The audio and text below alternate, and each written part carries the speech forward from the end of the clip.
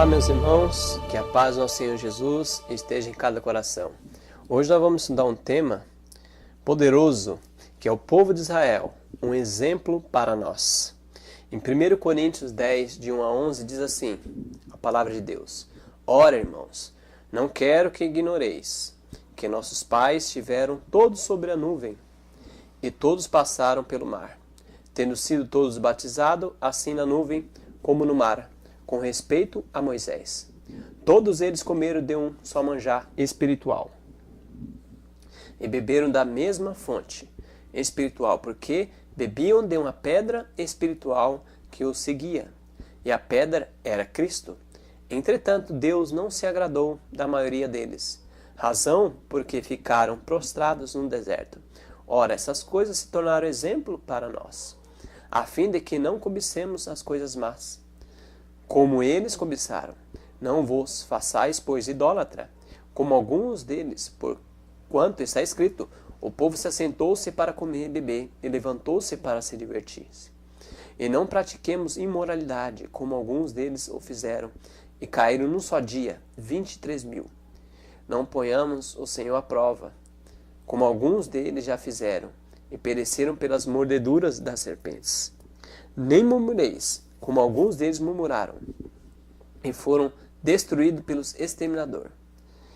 E verso 11 diz: essas coisas lhes sobrevieram como exemplos e foram escritas para advertência nossa, de nós outros, sobre que os fins dos séculos têm chegado.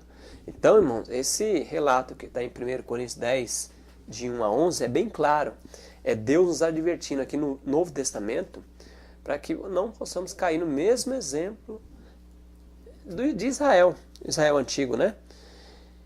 Uma breve história do povo de Israel. Como é que foi o povo de Israel? O povo de Israel, Deus fez com Abraão uma aliança perpétua, que dele nasceria a nação, que seria o grande alvo do amor de Deus no mundo. Isso está em Gênesis 12, de 1 a 3, é Deus chamando Abraão, né, para ser uma grande nação. O povo de Israel acaba se tornando-se escravo no Egito, sob opressão de Faraó, que não conhecia José. Os irmãos são lembrados também que o povo de Israel, Caio Israel ficou mais ou menos 400 anos ali servindo como escravo ali no Egito. E aí Deus levanta, o que ele faz? Levanta Moisés para ser o libertador do povo. Deus envia as pragas e obriga os egípcios a libertarem seu povo. Maravilhoso. Diante do Mar Vermelho, Israel tem uma demonstração fantástica de que Deus estaria com eles. Eles seriam um escudo diante dos inimigos. Então Deus demonstrou que Deus é o Todo-Poderoso. Deus é o grande Jeová. Aquele que abre o Mar Vermelho, aquele que tira a água da rocha. Aquele que o sol não abrasou o povo de Deus, porque ele era uma nuvem. E à noite ele era uma coluna de fogo que afugentava os animais peçonhentos, os animais, as feras, né, que tinha no deserto, e também aquecia o povo de Deus, porque no deserto diz que é abaixo de 0 grau, né, à noite, é muito frio. Então Deus protegeu e com mão forte, fantástica, abriu o Mar Vermelho, deu o pão do céu para eles, alimentou eles no deserto. Então Deus demonstrou que é um escudo diante dos inimigos. E Deus, irmãos, pode ser também um escudo hoje para nós, porque o Deus é o mesmo de ontem, é hoje também, e sempre será. Mas a ingratidão e a rebeldia invadem a alma dos israelitas, e eles acabam por serem conduzidos ao deserto, em vez de darem rapidamente a terra da promessa. Então, irmãos, nós conhecemos esse relato. Deus é poderoso, libertou o povo de Israel do Egito com mão forte, e era para durar 40 dias essa peregrinação no deserto. E eles duraram 40 anos. Porque mandaram 12 espias, né, para ver a terra de Canaã. E aí 10 voltaram dizendo que não tem como, tem gigantes lá, não tem como vencer. E aquelas conversas que a gente conhece hoje, não tem como vencer. Não tem como. E aí 2, que foi Josué e Caleb, disseram: tem sim. O nosso Deus é poderoso, nós não conseguimos sozinhos, mas com Deus tudo a gente pode. Filipenses 4:13. Então podemos sim, podemos, pelo poder do Senhor Jesus. Ele com mão forte nos libertou, abriu o Mar Vermelho, destruiu os egípcios Como que não pode?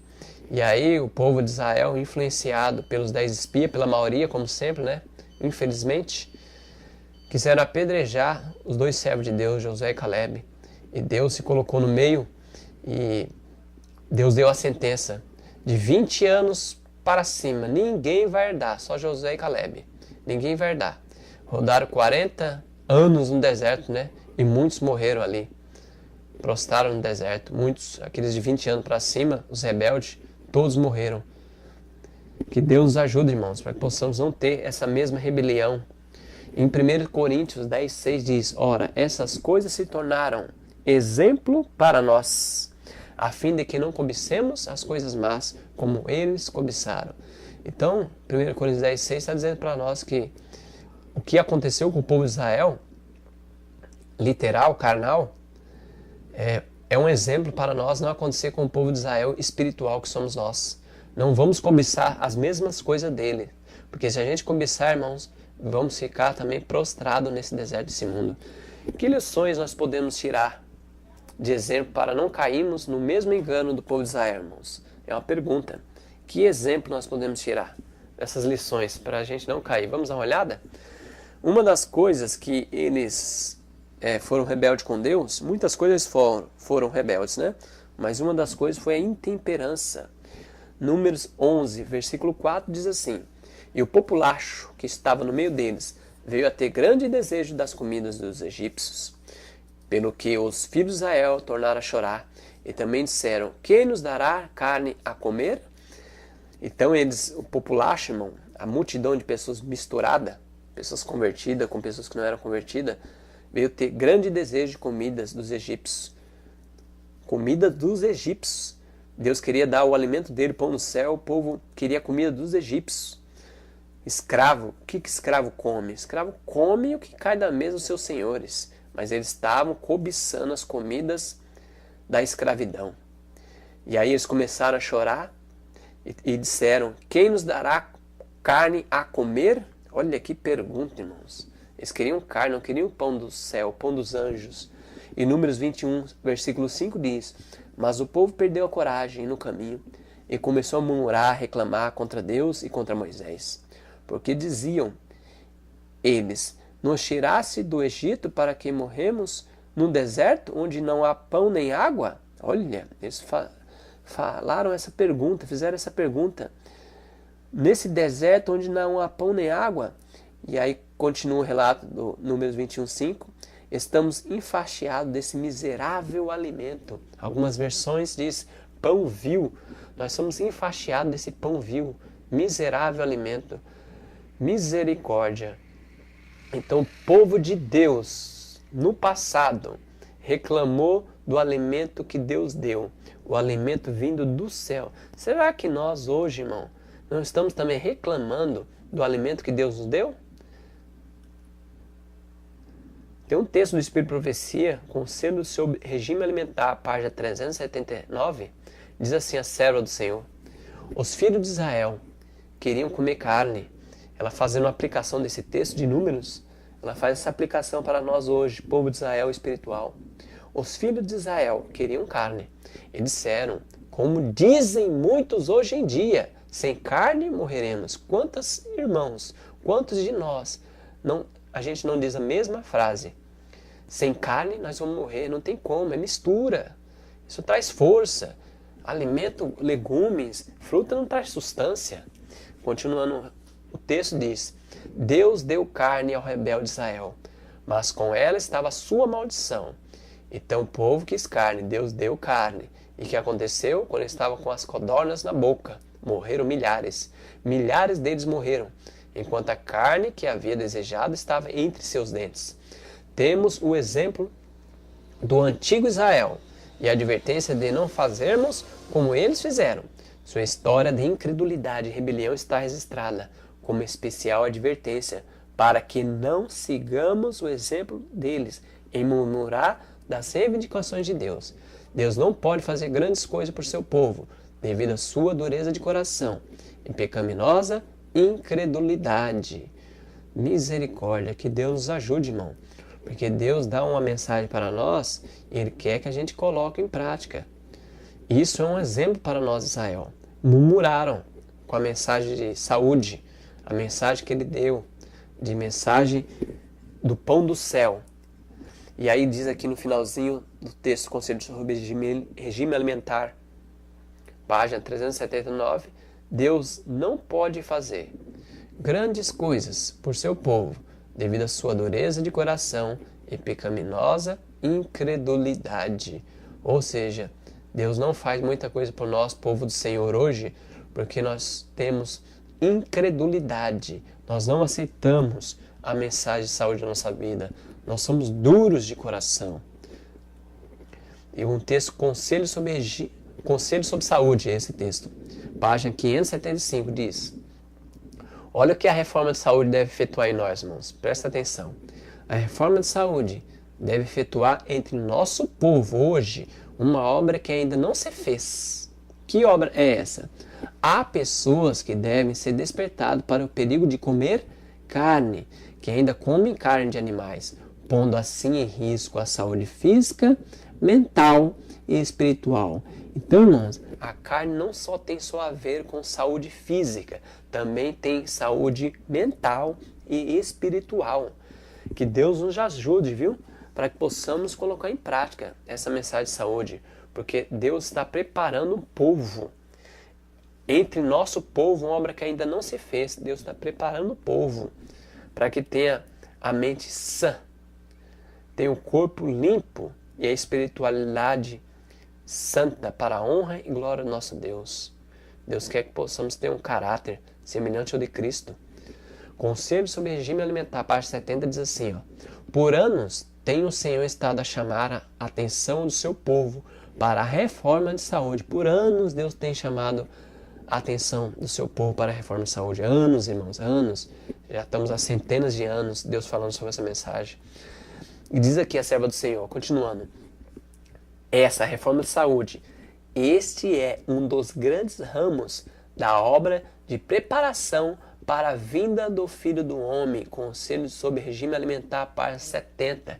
Então, esse é um dos grandes ramos, meus irmãos, de preparação para a vinda do Filho do Homem, que prepara nosso caráter, prepara nossa mente para os embates que Satanás tem nesses últimos dias e nos preparar nossa mente para a vinda do Senhor Jesus. Deus muda a alimentação para preparar o povo para tomar posse. Israel, Canaã terrestre. Nós, adventistas, Canaã celestial. Então tem tudo a ver nós como povo de Israel espiritual com o povo de Israel literal. Outro tópico, irmãos, que nós temos que chamar a atenção é que aconteceu com o povo de Israel, que não deve acontecer conosco, é a idolatria, que está em Êxodo 32, de 1 a 6. Vou ler o 32, versículo 1. Mas vendo o povo que Moisés tardava em descer do monte, acercou-se de Arão e disse-lhe: levanta-te, faze-nos deuses, que vão adiante de nós.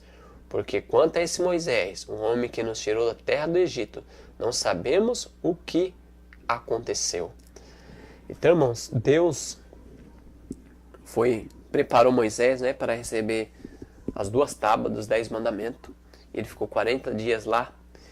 E eles acharam, o povo que estava embaixo, o povo de Israel, acharam que Moisés estava demorando, e eles falam para Arão: vamos fazer uns deuses, faz nós um Deus. E aí o que aconteceu? Arão, com medo do povo, fez um bezerro de ouro, e a multidão levantou de madrugada para adorar, comer e divertir-se. Interessante esse relato, irmãos, que está em Êxodo, que Arão ficou com medo, de ser apedrejado pelo povo e fez um bezerro de ouro. Ali diz que Arão, ele já sabia fazer essas obras em ouro, em prata, Então Arão não jogou ali o ouro, a prata, e saiu um bezerro. Arão mesmo fez com a sua própria mão, com medo. E o que aconteceu? A multidão de madrugada levantou para adorar, comer e se divertir. Quantas vezes, irmãos, nós oramos de madrugada? Às vezes temos preguiça. Interessante que o povo, para adorar um bezerro de ouro, levantou de madrugada para se divertir. Quanto tempo a gente não gasta, às vezes, em filmes, a madrugada inteira? Ou, às vezes, põe o relógio até para despertar, como já vi alguns relatos de uma Copa do Mundo que aconteceu, se não me engano, foi no Japão, que alguns irmãos colocavam até o relógio para despertar para assistir o jogo da Copa do Mundo. Misericórdia, irmãos. Que Deus nos converta, viu? E saia desses ídolos, desses bezerros de ouro. E vamos levantar de madrugada, mas para orar e estudar a palavra do Senhor.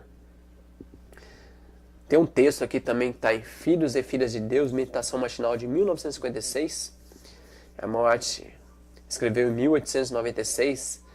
Diz assim: repetimos o pecado de Arão, pacificando quanto os olhos devem ser claros em discernir o mal e declará-lo positivamente, mesmo que isso nos coloque numa posição desagradável. Então nós temos que estar do lado do Senhor, mesmo que isso nos coloque numa posição desagradável, irmãos. Mesmo que a gente perca nosso cargo, perca nossos benefícios, essa negligência de postar-nos com firmeza em favor da verdade foi o pecado de Arão. Muitas pessoas não se colocam com firmeza em favor da verdade, irmãos. Esse foi o pecado de Arão. Muitas vezes estamos cometendo esse pecado também, o pecado de Arão. Medo. Houvesse ele falado claramente a verdade, Arão, claramente, não vou fazer esse bezerro de ouro. Nunca se teria feito aquele bezerro de ouro. Se ele tivesse falado, irmão, claramente a verdade, o povo nunca tinha caído nessa idolatria. Poderia cair em outras coisas, mas não, porque ele não ia construir o bezerro de ouro, o povo não ia adorar, mesmo que ele fosse morto.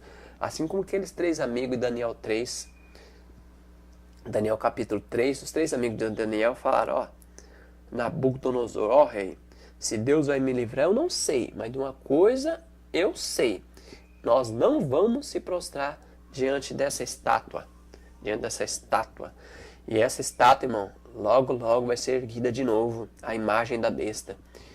Se a gente não for fiel nas coisas mínimas, como nós vamos ser fiel nas maiores coisas?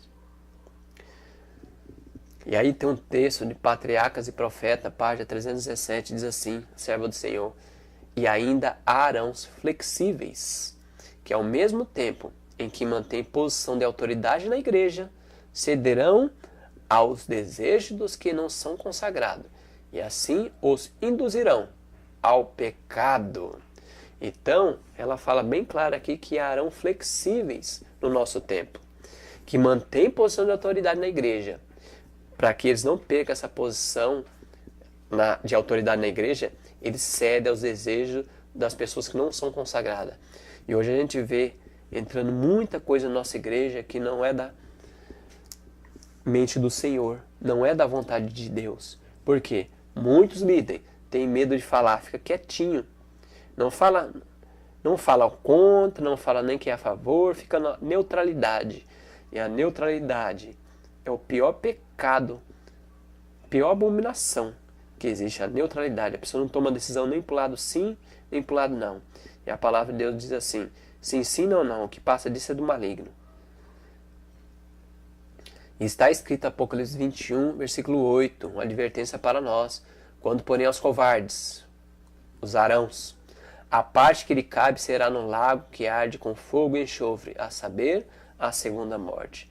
Então, irmãos, se nós estamos procedendo como os arãos modernos, flexíveis, caia de joelhos perante o Senhor. Vamos orar ao Senhor, e Senhor, me dá coragem, me dá poder, para que eu possa ser se ensina ou não, e falar o que está escrito na Tua Palavra, e conduzir o povo do Senhor a Canaã celestial. Quais são os deuses modernos hoje, irmãos, que nos desvia a atenção do verdadeiro Deus? Quais são os deuses modernos? Porque a gente pode pensar, eu não adoro bezerro, eu não adoro imagem, escultura, mas um dos deuses modernos hoje, sabia que é a moda, a vaidade, irmãos? Testemunho Seleto, volume 2, página 202, diz assim: deve-se cuidar estritamente de toda a questão do vestuário. Deve-se cuidar estritamente de toda a questão do vestuário. O vestuário é importante, irmão. Deve-se cuidar estritamente de toda a questão do vestuário, seguindo à risca as prescrições bíblicas. A moda é uma deusa que impera no mundo e não raro se insinua também na igreja. Então a moda, a vaidade está sendo um Deus. Hoje, muitas vezes, a nossa igreja está sendo um palco de desfiles. Que Deus nos ajude para que possamos ser homens e mulheres simples. E às vezes a gente pensa, quando fala sobre moda, e pensa que é só as mulheres, né? Hoje, na nossa época, essas calças de lycra para homem, isso é calça de homem, irmãos. Precisamos se converter, mostrando as partes íntimas, roupas agarradas. Que tipo de roupa é essa, irmãos? Isso não é roupa de cristão. Que Deus nos ajude. E essas roupas, irmão, vai causar um problema terrível ao homem. Esterilidade. Logo, logo vai vir muitos jovens. Um problema que não pode ter filho. Por causa dessas roupas de lycra, colada no corpo. Moda. Essas modas terríveis que causam prejuízo à obra do Senhor e à saúde. Outra coisa que nós devemos não seguir esse exemplo, muitas vezes são deuses pessoas. Em Mateus 10, 37 diz assim, ó: quem ama seu pai ou sua mãe mais do que a mim, ou seja, quem ama pai e mãe ou qualquer outra pessoa mais do que a mim, namorado, cônjuge, não é digno de mim. Quem ama seu filho ou sua filha mais do que a mim, não é digno de mim. Mateus 10, 37. Então, irmãos, todas as pessoas têm que estar abaixo de Deus. Deus tem que estar em primeiro lugar. Se essa pessoa que você conhece está desligando você de Deus, está cooperando para que você baixe a sua espiritualidade, larga a mão dessas pessoas. Não ande com elas. Ande com pessoas que se aproximam você de Deus. Que nós possamos se aproximar de pessoas que nos ajudem.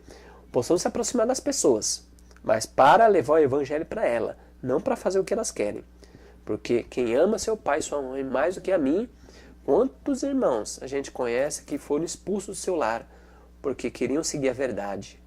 Que Deus nos dê força, irmão, para sermos homens e mulheres no passado que morriam por Cristo, morriam pela sua causa. Outra coisa que é um Deus, nesse mundo muitas coisas acontecem que às vezes viram um Deus, são um trabalho. E Mateus 6,31 diz assim: não andeis, pois, inquietos, dizendo, que comeremos, ou que beberemos, ou com que nos vestiremos? Então muitas vezes o trabalho vira um Deus para nós. Intemperança no trabalho, trabalhando muitas horas, passando no horário do pôr do sol. Temos que ter cuidado, irmão. Se a gente está colocando o trabalho acima de Deus, esse trabalho se torna um Deus. Outra coisa que esse é o que pega a maioria de nós é o dinheiro. Diz assim, porque o amor ao dinheiro é a raiz de toda espécie de males. E nessa cobiça, alguns se desviaram da fé e se transpassaram assim mesmo, com muitas dores. 1 Timóteo 6,10. Não precisa ser rico para ser amante do dinheiro, viu, irmãos? É que a gente sempre pega esse texto e pensa, isso é pessoas ricas. Não, porque aqui diz o amor ao dinheiro, ou seja, o amor a R$1. Se a gente tiver amor a R$1 e colocar esse dinheiro acima de Deus, isso é um Deus, isso é um Deus. Que Deus nos ajude, podemos ser ricos. Abraão foi rico, muitos homens na Bíblia foi rico, mas eles não amavam o dinheiro, amavam a Deus em primeiro lugar, e esse dinheiro servia para investir na causa de Deus. Outra coisa que nós caímos também, e esse é um dos ramos que muitos vão ficar fora da Canaã celestial, é o seguinte, está em Filipenses 3,19, o destino deles é a perdição, o Deus deles é o ventre, e a glória deles está na sua infâmia, visto que só preocupam com as coisas terrenas. Então a comida muitas vezes, irmão, é um Deus. Nosso alimento, nosso estômago está sendo transformado em um Deus, porque aqui diz, o Deus deles é o ventre, o estômago. Nós sabemos muitas coisas que nós não devemos comer, está escrito na palavra de Deus, e se a gente tem esse conhecimento, e a gente passa por cima, irmãos, o que está virando um Deus? O nosso estômago. Que Deus nos dê força. Jesus venceu no deserto. A primeira tentação foi para que dá-nos poder, para que possamos vencer o apetite pervertido, para que possamos ter temperança. É um do fruto do Espírito. E a palavra de Deus diz assim, que a verdadeira temperança é se abster de todas as coisas que faz mal e comer moderadamente aquilo que faz bem. Essa é a verdadeira temperança. Outra coisa que Israel caiu, que nós temos que ter cuidado, é a imoralidade, comportamento devasso ou libertino. 1 Coríntios 10:8 diz, e não forniquemos como algum deles fornicaram, e caíram num dia 23 mil. Então 23 mil caíram em um só dia, por causa da fornicação.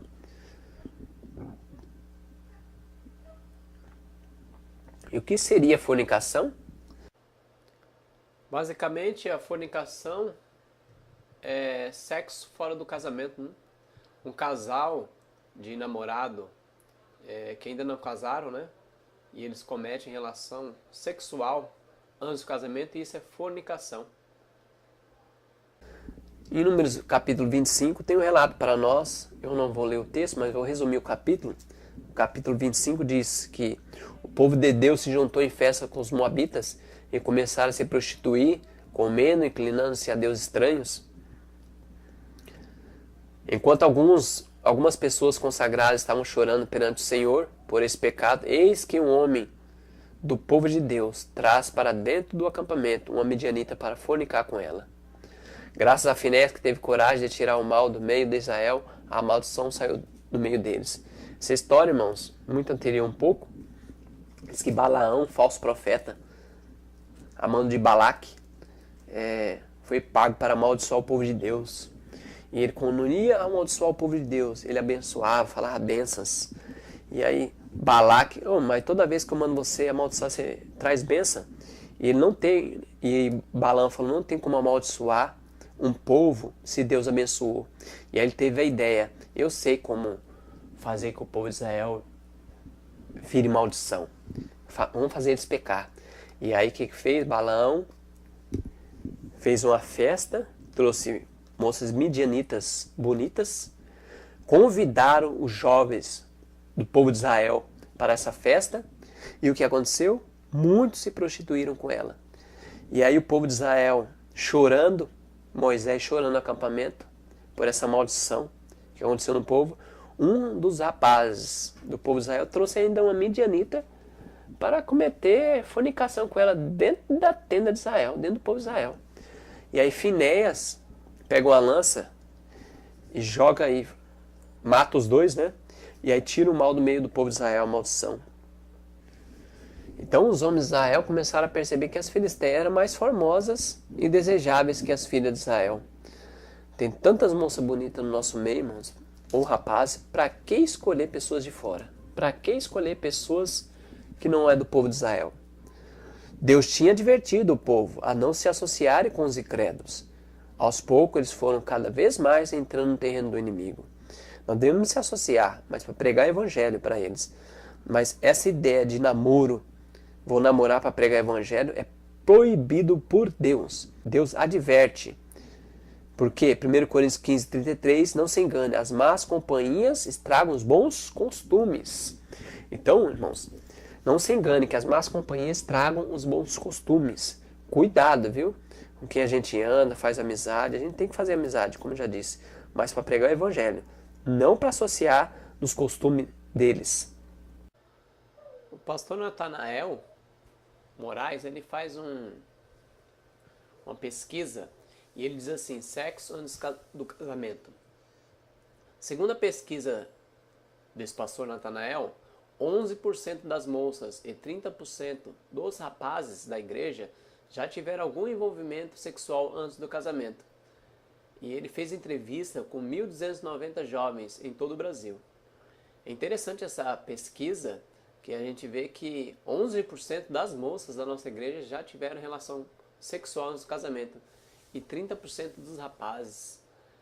Que Deus nos ajude, porque muitas vezes a nossa igreja não tem poder, não tem força, por causa que muitas vezes os jovens da nossa igreja estão em pecado acariciado, estão cantando, estão pregando púlpito, estão participando das coisas, têm cargo na igreja. E Efésios 5,3 diz, mas a fornicação e toda a impureza ou avareza nem ainda se nomeie entre vós, como convém aos santos. Então, a fornicação não deveria nem se falar perante nós, quanto mais praticarmos. Um dos pecados hoje considerado moderno é a pornografia. E diz um texto, Cartas a Jovens Namorados, página 60, diz: evitem ler e ver coisas que sugiram pensamentos impuros. Então devemos evitar, irmãos, televisão, computador, ou ler qualquer coisa que sugiram pensamentos impuros na nossa mente. Muitos casamentos estão sendo destruídos por causa da pornografia.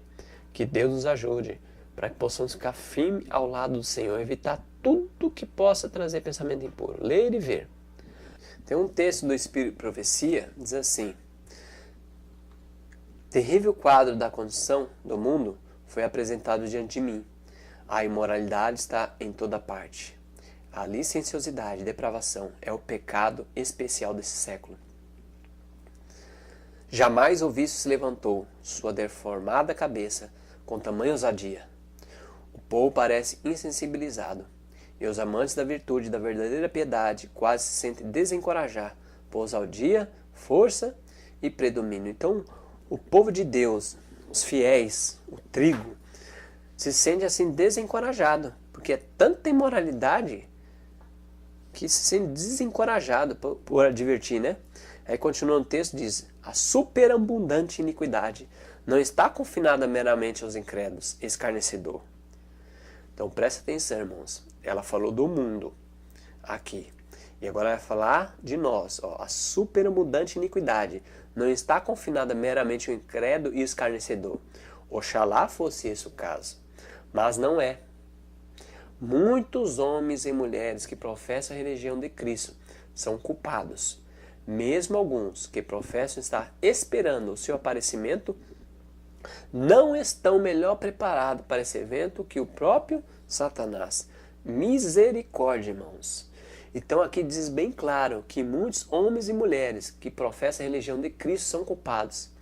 Mesmo alguns que professam estar esperando o seu aparecimento, nós, povo de Deus adventista, não estão melhor preparados para esse evento do que o próprio Satanás. Continuando o texto, não se estão purificando de toda poluição. Muitas vezes a gente acha comum, irmãos. Mas não tem como a gente vencer a mente. A mente está poluída, não tem como. Mas a palavra de Deus, o livro Mente, Caráter e Personalidade, volume 1 e 2, diz que nós podemos, pelo poder do Senhor, ter domínio da nossa mente, domínio do pensamento, pelo poder do Senhor Jesus. Não se estão purificando de toda poluição. Por tanto tempo, eles têm estado a serviço de desejos sensuais, ou seja, vendo pornografia, vendo coisas terríveis, que lhe parece natural ter pensamentos impuros e imaginação corrompida. Então, irmãos, não estão preparados, que não seja esse o seu caso, nem o meu, de não estar preparado para esse evento do que o próprio Satanás. Por quê? Por tanto tempo eles têm estado a servir a seus desejos sensuais, que lhe parece natural ter pensamentos impuros, imaginação corrompida. Então a gente faz o seguinte, a gente faz uma teologia dizendo, não tem como vencer, só na volta de Jesus que ele vai limpar minha mente. E a gente vai com pensamento impuro, imaginação corrompida, até a volta de Jesus, a gente tem todo o direito. Mas, irmãos, nós não vamos herdar a Canaã celestial se a gente tiver pensamento impuro e imaginação corrompida. Esse texto que eu li está em Maranata, o Senhor logo vem, meditação matinal de 1977, página 24. Que Deus nos ajude a ter a mente de Cristo. Outro tópico que o povo de Israel é um exemplo para nós, como adventistas do sétimo dia, é que eles foram muito incrédulos quando aparecia um profeta. E está dizendo assim, o povo não acreditava em Moisés como profeta, mas dizia que era apenas um homem comum. Em Número 16, verso 3 diz, e se congregaram contra Moisés e contra Arão, e lhe disseram, basta-vos, pois que toda a congregação é santa. Todos são santos, e o Senhor está no meio deles. Porque, pois, vós elevais sobre a congregação do Senhor? Então os homens que chegaram para Moisés e Arão falaram: basta, não é só vocês que é santo, não. Não é só vocês que Deus fala. Deus fala por meio de nós também, porque toda a congregação é santa. O Senhor está no meio de nós. Por que vocês se elevam acima da congregação? Ou seja, por que vocês querem ser profeta? Vocês querem ser acima de nós? Todos nós somos santos. Terrível, irmãos, porque o povo andava no pecado, o povo murmurava, o povo era idólatra e achava que era santo. E eles queriam que Deus falasse através deles também, mas Deus só falava através de Moisés e usava a boca de Arão. Então, Deus levantou seus profetas e quer, irmãos, que nós creamos nele. Porque um profeta enviado por Deus é de Deus. E ao rejeitar o profeta, estamos rejeitando o próprio Deus. Então, irmão, incredulidade no profeta. E hoje, será que seria diferente? Uma coisa é certa, os adventistas do sétimo dia, que se colocam sob o estandarte de Satanás, abandonarão primeiro sua fé nas advertências. Irmãos, preste bem atenção. Aqui, está embaixo do estandarte de Satanás, é abandonar primeiro sua fé nas advertências e repreensões contidas no testemunho do Espírito de Deus. Não é só vai se colocar embaixo do estandarte de Satanás quando a pessoa disser: eu não creio no Espírito de profecia. Não, vamos tirar das prateleiras, não vamos mais vender. Isso nunca vai acontecer, irmãos. Então, é individualmente. Uma coisa é certa, os adventistas do sétimo dia se colocam sob o estandarte de Satanás. Abandonarão primeiro sua fé nas advertências e repreensões contidas no testemunho do Espírito de Deus. Mensagem colhida, volume 3, página 84. Então, o que nós vamos se colocar no estandarte de Satanás? Que Deus nos ajude para que possamos ser fiel ao Senhor. Abandona primeiro sua fé nas advertências e repreensões. Às vezes pega até o Espírito de profecia, mas para falar sobre dízimos, oferta, mordomia, para falar sobre trabalho missionário. Mas advertência não, não, repreensão não, fala só sobre o amor de Jesus. E aí nós se coloca embaixo do estandarte de Satanás, irmãos. Não tem fé nos testemunhos, não tem fé nas advertências, repreensões. Acha que é tudo pro tempo dela. O derradeiro engano de Satanás será anular o testemunho. Como é que se anula o testemunho, irmão? Aqui não está falando abolir. Aqui não está falando pegar o Espírito de profecia e dizer associação geral. O Espírito de profecia não é de Deus. Não, que está falando individualmente. Como é que se anula o espírito de profecia? Como é que se anula? Não pode usar o espírito de profecia no púlpito. Vai dar estudo bíblico. A pessoa não passa sobre o espírito de profecia. Quando a pessoa ouve falar o nome do espírito de profecia, ela nem sabe. Como é que se anula? Eu não falo para uma pessoa hoje, as próprias gerações não vão saber nem o que é. Diz que é somente uma escritora americana. Então, o escritor americano é qualquer um.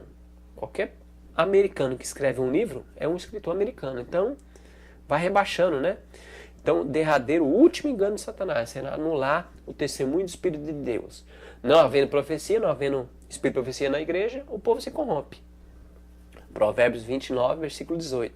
Satanás opera habilmente, de várias maneiras, por diferentes meios. Cuidado, irmãos, por diferentes meios, por várias maneiras, para perturbar a confiança do povo remanescente de Deus no verdadeiro testemunho. Mensagem colhida, volume 1, página 48. Qual é o verdadeiro testemunho? É o Espírito de profecia dada pelas Deus deu através da senhora Ellen Goldwhite.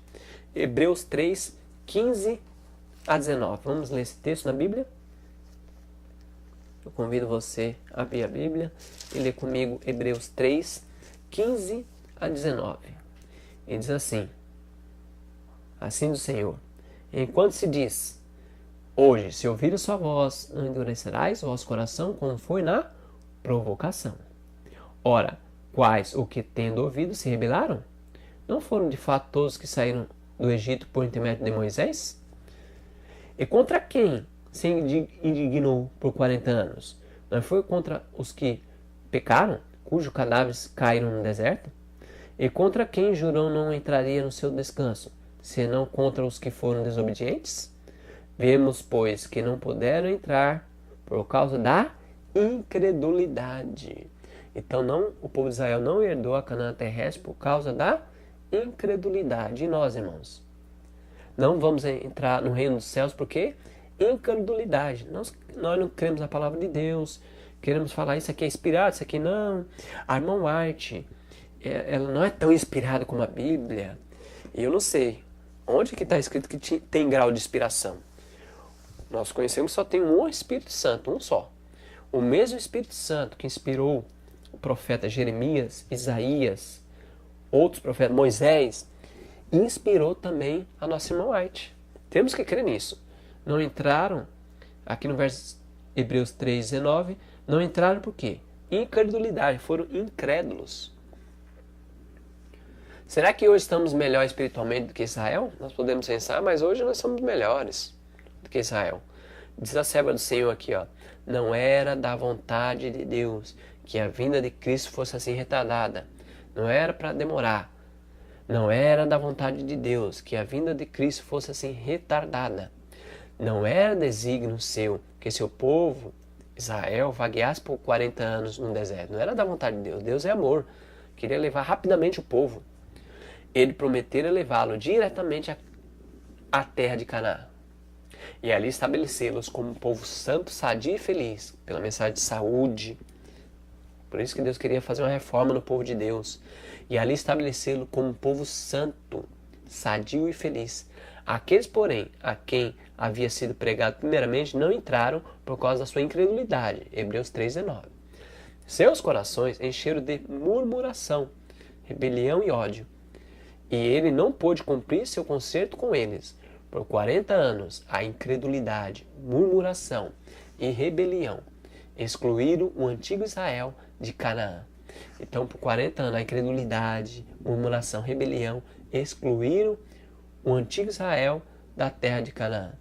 Os mesmos pecados têm retardado a entrada do moderno Israel na Canaã celeste. Então, os mesmos pecados que eles cometeram no passado, irmãos, que demorou para que eles pudessem entrar na Canaã terrestre, é os mesmos pecados que faz com que nós estamos aqui nesse mundo tantos anos, mais de 100 anos, moderno Israel que somos nós, de entrar na Canaã celeste. Em nenhum dos casos a promessa de Deus estiver em falta. Deus nunca faltou. É a incredulidade. Não cremos na palavra de Deus completa 100%. O mundanismo. A falta de consagração. Então o mundanismo que entra na nossa igreja hoje é um modernismo.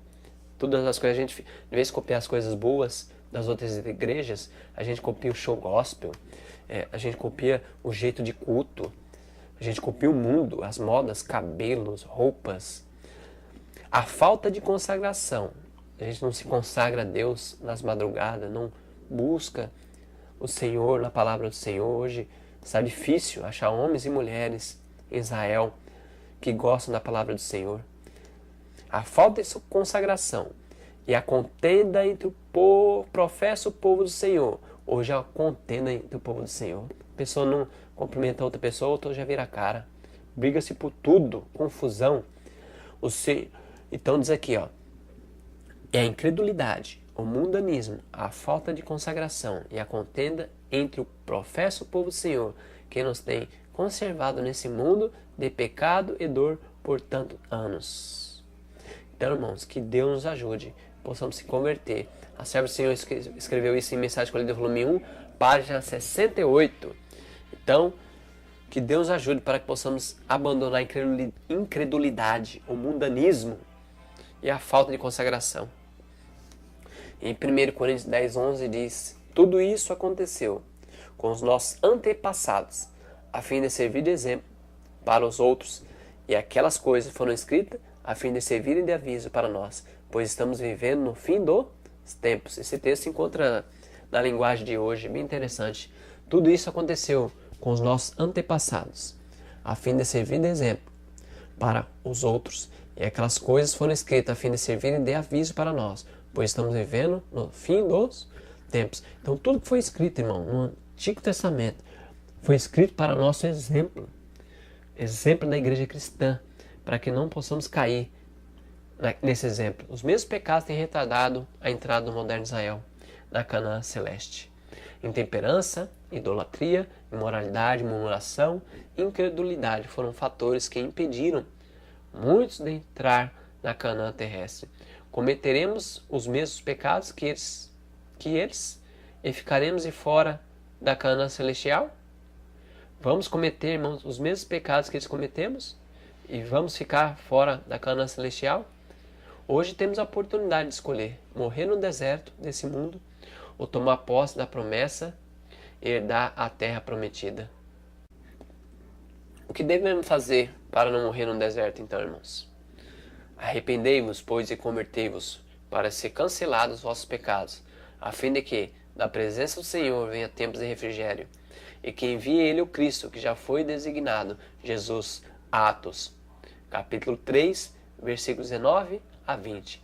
Então, o que devemos fazer, irmãos, para não morrer no deserto desse mundo? Arrependei-vos e convertei-vos, porque é chegado o reino dos céus. Que Deus nos ajude. Possamos buscar o Senhor enquanto se pode se achar. Buscar o Senhor na primeira hora do dia, estudar a Bíblia, o Espírito de Profecia. Buscar o Senhor verdadeiramente. E o Senhor, com certeza, vai nos ajudar, porque Ele é misericordioso e é poder. Amém?